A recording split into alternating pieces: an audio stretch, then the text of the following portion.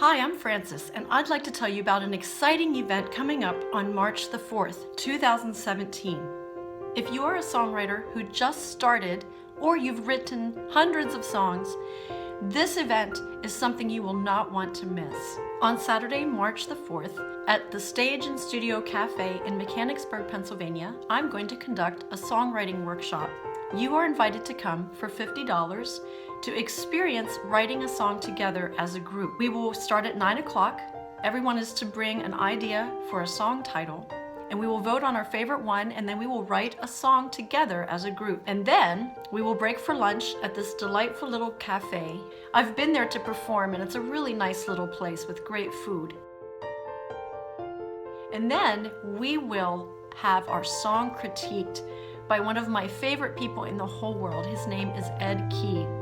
I met Ed a few years ago in Nashville, and he has become the conductor of my Portraits of White Christmas show.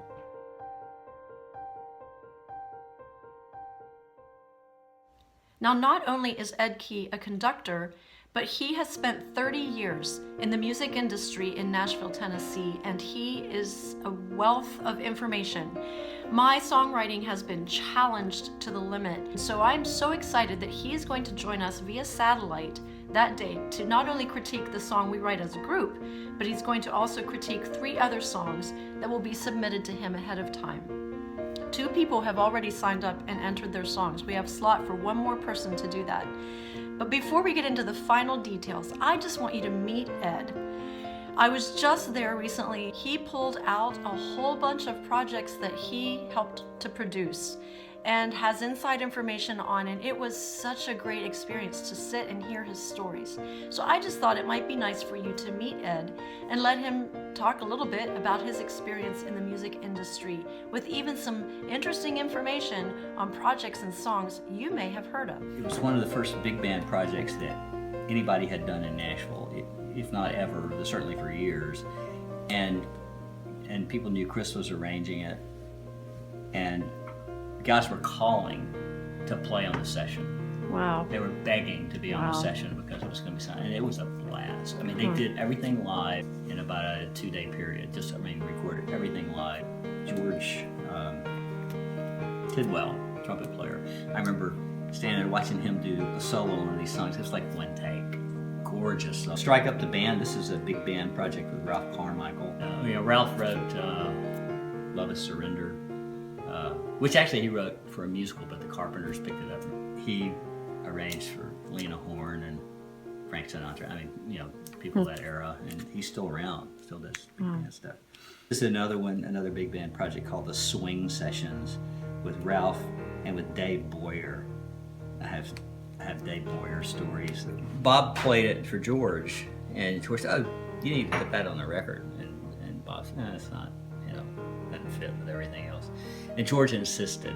They ended up putting it on the record because George was just insistent. And then Clive Calder, who's head of Zamba, heard it, and he went bonkers, and he started putting Zamba money behind it to promote it and get it out on mainstream radio, and that's when it became a hit. We did concept music, and concept music was not necessarily artist-driven, but it was like you would take a group of songs, or you do it in a certain style. We had the Brentwood Jazz Quartet, which were really all Nashville studio musicians. The Jazz Quartet was David Huntsinger, Craig Nelson, Bob Mader, and Mark Baldwin, guitar. Oh, okay.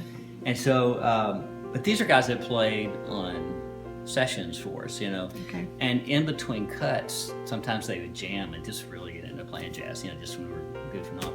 And so when we got ready to do this, I thought, these guys would be great. They can play jazz, even though it's not normally what they do.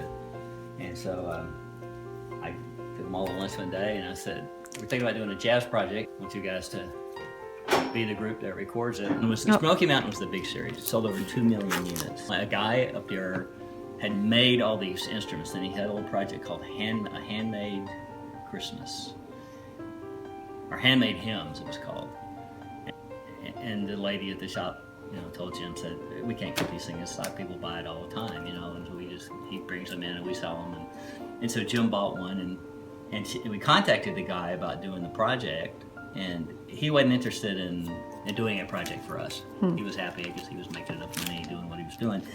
And so Jim just said, we'll do our own, you know. And he handed it to me, and so that's when I went and found Jack Jezro, who is from West Virginia. Wow. He was a string bass player in the symphony. He was a great jazz guitarist, but he grew up in West Virginia, and he was familiar with the style. So we put the players together. He got them together in his living room and experimented a little bit. And we came up with this sound using hammered dulcimer, and decided that was going to be the sound for the project.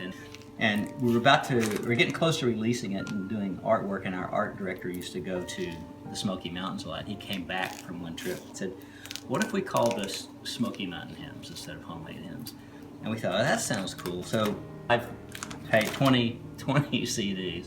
We said, that's sold over 2 million units. Because there's a mystique with people. I mean, people think, oh, this is what music sounds like in the Smokies. Well, it's real. It is a little, but it's really not. We sort of made it up.